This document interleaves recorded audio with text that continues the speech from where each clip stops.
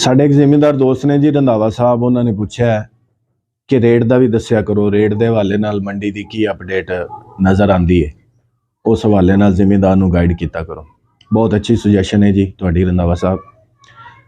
Rate ਦੇਖੋ ਜੀ, ਪਹਿਲੀ ਜਿਨਸ ਅਸੀਂ ਲੈ ਲਈਏ ਮੱਕੀ ਦਾ ਰੇਟ ਹੁਣ ਬਿਹਤਰ ਹੋਣਾ ਸ਼ੁਰੂ ਹੋ ਗਿਆ ਔਰ ਮੱਕੀ ਜਿਹੜੀ ਆ ਰਹੀ ਹੈ ਬਾਹਰੀ ਹੈ, ਇਨਸ਼ਾਅੱਲਾ ਇਹਦਾ ਰੇਟ ਬਿਹਤਰ ਹੋਏਗਾ। ਉਹਦੀ ਵਜ੍ਹਾ ਇਹ ਹੈ ਕਿ ਪਿਛਲੀ ਜਿਹੜੀ ਮੱਕੀ ਦੀ ਕੰਜ਼ੰਪਸ਼ਨ ਹੈ ਨਾਲ ਹੁੰਦੀ ਰਹੀ ਹੈ, ਜਿਹੜੀ ਮੱਕੀ ਨਿਕਲਦੀ ਰਹੀ ਹੈ ਨਾਲ ਇਸਤੇਮਾਲ ਹੁੰਦੀ ਰਹੀ। ਔਰ ਦੂਸਰਾ, ਮੱਕੀ ਦੀ ਇਸ ਦਫਾ ਕਾਸ਼ਤ ਕਮ ਹੈ, ਜਿਹੜੀ ਅਸੀਂ ਦੇਖ ਰਹੇ ਹਾਂ ਸੂਰਤ-ਏ-ਹਾਲ, ਮੱਕੀ ਦੀ ਕਾਸ਼ਤ ਕਮ ਹੋਏਗੀ। ਇਸ ਵਜ੍ਹਾ ਤੋਂ ਮੱਕੀ ਦਾ ਰੇਟ ਬਿਹਤਰ ਹੋਏਗਾ। ਬਹੁਤ ਬਿਹਤਰ ਹੋਣਾ ਉਹ ਚਾਂਸ ਹੈ, ਲੇਕਿਨ ਨਾਰਮਲ ਜਿਹੜਾ ਬਿਹਤਰ ਹੈ 2000 ਰੁਪਏ, 2000, 2200, 2500 ਤੋਂ ਲੈ ਕੇ 3000 ਦੇ ਰਾਉਂਡ ਅਬਾਊਟ ਰੇਟ ਬਣ ਜਾਏਗਾ ਇਨਸ਼ਾਅੱਲਾ। ਇਹਦੇ ਤੋਂ ਉੱਪਰ ਵੀ ਜਾ ਸਕਦਾ ਹੈ ਸੂਰਤ-ਏ-ਹਾਲ ਦੇ ਮੁਤਾਬਕ।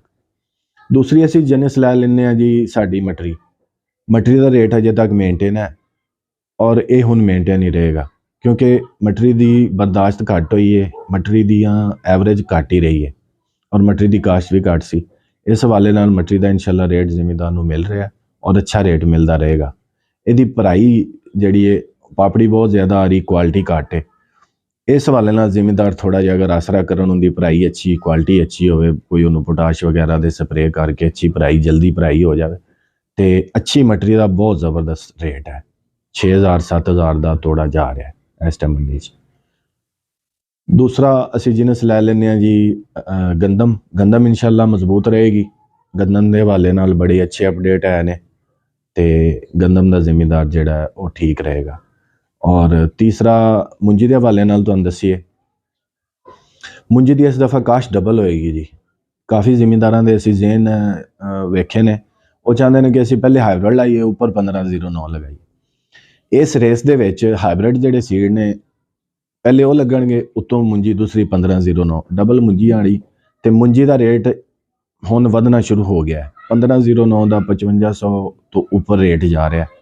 ਲੋਕਲ ਮੰਡੀਆਂ ਦੇ ਵਿੱਚ ਕਾਇਨਾਤ ਦਾ ਰੇਟ ਵੀ ਅੱਛਾ ਬਣਨਾ ਸ਼ੁਰੂ ਹੋ ਗਿਆ।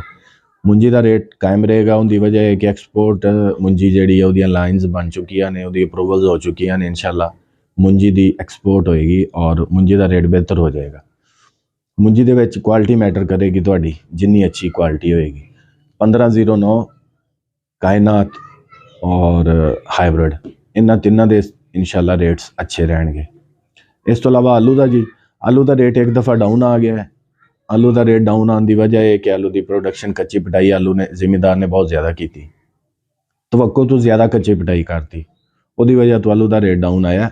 ਅਦਰਵਾਈਜ਼ ਸਬਜ਼ੀਆਂ ਦੇ ਵਿੱਚ ਸੀ ਆਲੂ ਦਾ ਰੇਟ ਮੇਨਟੇਨ ਰਹਿਣਾ ਸੀ, ਲੇਕਿਨ ਇਨਸ਼ਾਅੱਲਾ ਸਟੋਰ ਦੇ ਵਿੱਚ ਜਾਂਦੇ ਹੀ ਆਲੂ ਦਾ ਰੇਟ ਜਿਹੜਾ ਮੇਨਟੇਨ ਹੋ ਜਾਏਗਾ, ਅੱਛਾ ਰੇਟ ਬਣ ਜਾਏਗਾ। ਚੌਥੀ ਜਿਹੜੀ ਚੀਜ਼ ਹੈ, ਖਰਬੂਜ਼ਾ ਹੁਣ ਲੱਗਣਾ ਸ਼ੁਰੂ ਹੋ ਗਿਆ। ਖਰਬੂਜ਼ਾ ਵੀ ਸਬਜ਼ੀਆਂ ਦੇ ਵਿੱਚ ਤੇ ਖਰਬੂਜ਼ੇ ਦੀ ਵੀ ਅੱਛੀ ਅਪਡੇਟ ਹੈ ਇਸ ਦਫਾ। ਸਬਜ਼ੀਆਂ ਜਿਹੜੀਆਂ ਨੇ, ਸਟ੍ਰਾਬੇਰੀ ਵੀ ਅੱਛੀ ਰਹੀ ਹੈ, ਖਰਬੂਜ਼ਾ ਵੀ ਅੱਛਾ ਰਹੇਗਾ। ਸਬਜ਼ੀਆਂ ਤੇ ਫਰੂਟ ਜਿਹੜੇ ਨੇ ਇਹਨਾਂ ਦੇ ਅੱਛੇ ਰੇਟ ਨੇ ਔਰ ਅੱਛੇ ਰਹਿਣਗੇ ਇਨਸ਼ਾਅੱਲਾ। ਸ਼ੁਕਰੀਆ।